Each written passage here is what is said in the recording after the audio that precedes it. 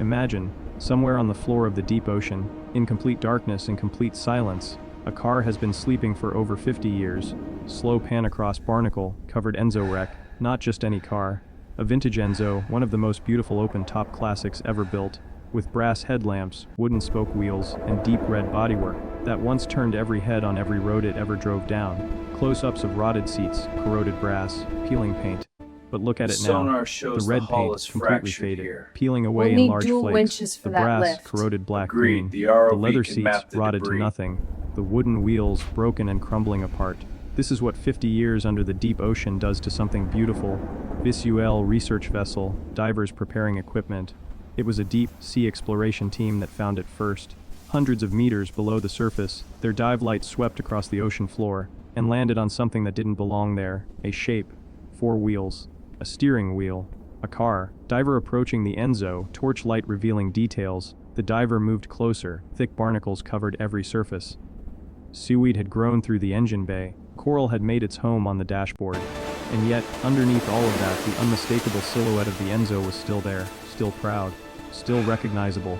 Team documenting, photographing, measuring the wreck. The team spent hours documenting every inch of the car, every rusted panel, every corroded fitting, every rotted detail. Back on the surface, the question started immediately. How did it get there? How long had it been down there? And most importantly, could it ever be saved? The answer would take everything they had. Large recovery vessel arriving, heavy equipment on deck. Saving the Enzo was never going to be a simple job. The car sat in crushing deep ocean pressure, buried on the seabed, held in place by decades of silt and suction. This was going to require serious industrial power. Calibrating load cells. Stand clear. A specialist Boom recovery extension vessel was complete. deployed. Ready for camera drop. Saturation Camera divers and assembly commercial diving lowering now. suits descended with heavy equipment. Multiple thick Cables steel look cables, solid, heavy no industrial frays. chains, Good. large Checking steel hooks and shackles and hydraulic tensioners. tensioners. Everything built to carry the weight of a full car from the bottom of the ocean. Divers attaching cables to the Enzo chassis. Down on the ocean floor, the divers worked methodically, wrapping heavy chains around the Enzo's corroded chassis. Securing thick steel cables to every strong point on the frame, every connection checked, every shackle pinned, every load point tested. This car had waited 50 years. They were not going to drop it now. Crane operator in cabin, controls engaged. Then came the moment everyone had been waiting for. In the control cabin high on the recovery vessel, the crane operator gripped the hydraulic controls and slowly, carefully, began to pull, cables going taut, Enzo beginning to move. The thick steel cables went rigid under the enormous tension. For a moment, nothing.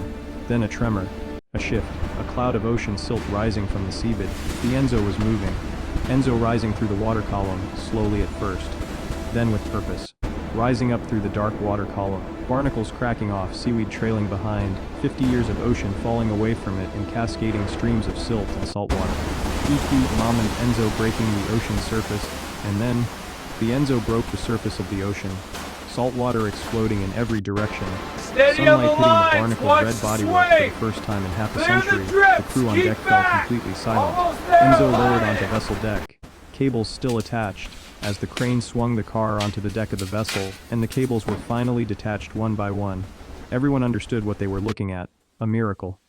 Rusted, destroyed, but still here. The Enzo had come home. Team inspecting the wreck under bright lights on deck, under the harsh light of day. The true extent of the damage was revealed. The red paint, gone, faded to a pale ghost of its original color. The burgundy leather seats, completely destroyed. Rotted black, the brass fittings corroded beyond recognition. The engine, seized solid into a single block of rust. On paper, this car was worthless. Unrepairable, car loaded on flatbed, driving through city streets, but paper doesn't know what craftsmen know. The Enzo was carefully loaded onto a specialist transport vehicle and driven through the city to one of the finest vintage car restoration workshops in the country. As it arrived and the workshop doors opened, the team inside took one long look at the wreck and got to work. Team planning. Disassembly begins. Restoration of a car this damaged is not a repair job. It is a Easy complete now. resurrection. Keep it steady on the First, every single dollies. component was removed from the Looking car. good. Bring it Every to the rusted center. bolt, every corroded panel, every Easy seized part, now. Lift tagged, it slow and cataloged, steady. assessed one Got by it. one. Guiding the Engine front. removal, chemical Okay, rust swing it treatment, right. grinding, Clear the bay. completely seized engine, extracted by hoist and stripped down to individual components, each piece submerged in chemical cleaning baths, the decades of saltwater corrosion dissolving away to reveal the original metal beneath. the bodywork stripped to bare steel, every trace of rust ground away, damaged sections cut out and replaced with fresh hand-welded metal. Welding sparks, primed body shell, leather cutting panel by panel.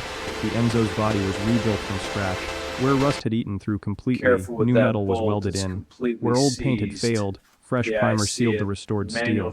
In a separate upholstery studio, a master craftsman was hand-cutting deep burgundy red leather, preparing every piece of the new interior, with the same patterns and techniques used when the car was first built. Brass polishing, engine reinstallation, the brass headlamps, the radiator grille, every fitting and badge. Each one hand polished on buffing wheels until the original gold shine returned. The rebuilt engine, clean, precise, powerful, was lowered back into the engine bay and reconnected with perfect care. Paint booth, fresh red paint being sprayed. Then came the paint.